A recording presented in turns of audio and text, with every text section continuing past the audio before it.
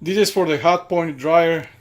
I was gonna start the clothes today, the dryer, and this thing just kept spinning.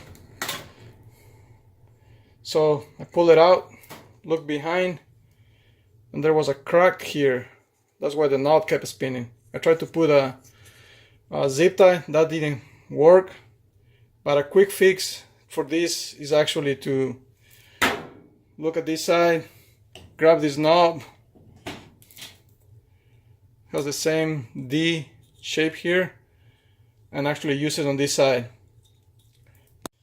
So if I look at the knob that I just got from the temperature from here,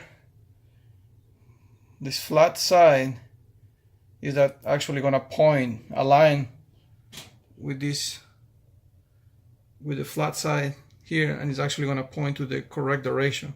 To do that, I follow these straight up,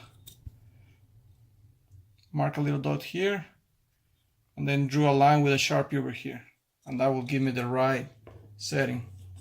So I'm gonna put that right there.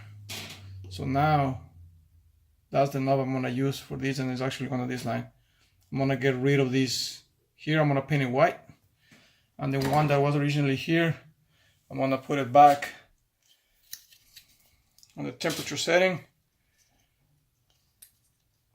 And I know I was pointing as cotton's regular, and that's where I usually keep it. I don't move it from there. So I'm gonna do that. Put it back there. That's gonna stay there. I'm gonna get rid of this by painting it white. Use white nail polish, and that's a quick fix. Hopefully that helps. This is how it looks after painting the old marks for the arrows white. Do the same thing here. So that's a quick fix.